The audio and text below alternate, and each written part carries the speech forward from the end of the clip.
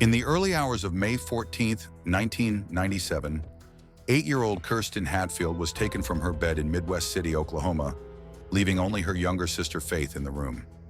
Despite a frantic search, Kirsten was nowhere to be found, and there were no signs of her leaving the house voluntarily. The police quickly began investigating, discovering disturbing clues that indicated the girl had been abducted. A window in her room was found slightly open, and a piece of blood-stained children's underwear was discovered outside the house. Faith, though only 3, provided a chilling statement, repeating that a bad person came and took my sister. Initially, investigators suspected someone familiar with the family, as it would have been difficult for a stranger to abduct Kirsten without a sound. They looked into the possibility of a connection to Shannon, Kirsten's mother, who had a history of drug-related issues, but found no evidence linking her to the crime. The police also received numerous tips from the public, but most were unhelpful. One lead pointed to a man with ties to Shannon's brother, but he had an alibi, and the investigation seemed to hit a dead end. Shannon Hatfield, devastated by the disappearance of her daughter, relentlessly pursued every avenue to find Kirsten. She distributed flyers, held press conferences, and personally investigated possible suspects. Even when leads dried up, Shannon enrolled in college, earning a degree in criminology and becoming a parole officer, in the hope that this would help her understand how criminals might be connected to her daughter's case. Years passed, and while the case remained open, no significant progress was made. In 2014, however, an unexpected break came when a woman found her grandmother's diary, which revealed shocking details about the man responsible for Kirsten's abduction and murder. According to the diary, the man had confessed to kidnapping Kirsten, taking her to a nearby town where he abused and killed her. The diary contained disturbing details, leaving no doubt about the authenticity of the confession. And finally, after years of uncertainty, the truth was revealed. The diary revealed that the entire incident had been recorded on a video cassette, prompting detectives to question the woman's son. While they expected him to deny involvement, his response surprised them even more. He claimed not to be involved, but said he knew who was responsible because the crime occurred in his ex-girlfriend's house. This statement confused the police, and they quickly sought the address of the house. With a warrant in hand, detectives sent a team to thoroughly investigate the property. Their first step was to use luminol, a chemical that glows when it contacts blood, even if it has been cleaned. To their shock, the house lit up with traces of blood, and the patterns matched the detailed description of the murder from the diary. Forensic teams removed floorboards, cut sections of wallpaper, and sent everything to the lab, while a separate team excavated the property, hoping to find the girl's body. In addition, a box of video cassettes was discovered, which led the detectives to believe one might contain footage of the victim being abused. After reviewing countless hours of tape, none of them revealed anything related to the crime. Furthermore, the excavations turned up no remains or other evidence. The detectives soon learned that the blood traces found in the house belonged to an animal, not a human. This surprising twist left the police with another false lead. Despite this, Detective 4 remained hopeful that the truth would eventually emerge. But no new leads surfaced, and the investigation stalled. In 2015, the case was reassigned to Detective Daryl Miller, who launched a fresh investigation. While reviewing the case files, Miller noticed that crucial evidence of blood found on the victim's windowsill and on her underwear had never been analyzed.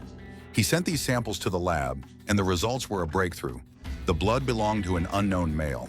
This new lead was promising, but when the DNA was entered into the FBI database, no match was found. Miller decided to gather DNA from everyone involved in the case, and remarkably, all of them willingly provided samples. For years, the case had gone cold. Kirsten Hatfield, a vibrant 8-year-old girl with a bright future, had vanished without a trace from her home in Midwest City, Oklahoma. Her disappearance in the dead of night shocked the community and devastated her family. The only clues left behind were a few drops of blood on her bedroom windowsill and a pair of her underwear found outside in the yard. Despite an exhaustive investigation, no solid leads ever materialized. The trail had gone dark until a major breakthrough came nearly 2 decades later. In a painstaking re-examination of the evidence using advanced forensic technology, DNA extracted from the bloodstains was retested. This time, there was a match. The DNA belonged to 56-year-old Anthony Palma, a quiet man who lived just across the street from the Hatfield family. Palma had seemed unremarkable to many in the neighborhood, a maintenance worker for the Parks Department with no children of his own and few close connections. He had even been among the first people police interviewed during the initial investigation in 1997. At the time, Palma told officers that he had been awakened around 3 a.m. by his dog barking, but claimed he hadn't seen or heard anything unusual. With no reason to suspect him, investigators let him go. But now, nearly 20 years later, the revelation of his DNA at the scene changed everything. When detectives brought Palma in for questioning, he remained eerily calm. He stuck to his original story. He was asleep, he heard his dog, and he knew nothing about Kirsten's disappearance. But as detectives pressed him, pointing out that his DNA had been found on the windowsill and on Kirsten's underwear, his story began to falter. Palma adamantly denied ever being inside the Hatfield home or having any contact with Kirsten. This denial became a critical moment in the interrogation.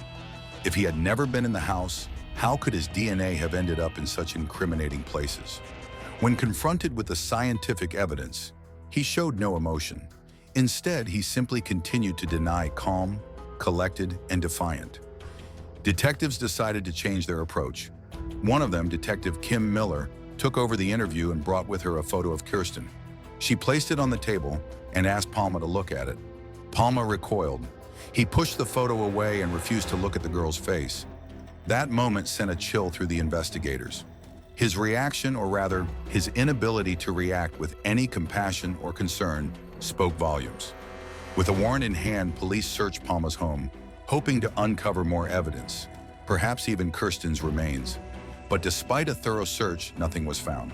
No physical evidence, no belongings, no trophies, nothing that could give investigators or Kirsten's grieving family any closure. Still, the DNA evidence was undeniable. And as the investigation deepened, a darker picture of Palma's past began to emerge. Though Palma had seemed like a quiet neighbor, he had a history of violent and disturbing behavior. He had once been convicted in the 1980s for a weapons charge and had previously assaulted another young girl, a fact that had been shockingly overlooked in the initial investigation into Kirsten's disappearance. It was now clear, this was not a man with a clean past. This was a predator who had slipped through the cracks of the justice system. In December 2017, Palma was brought to trial. Until then, Kirsten's family waits. Her mother, still holding on to hope, continues to search for answers. And the community remembers a little girl whose life was stolen too soon and a monster who almost got away with it.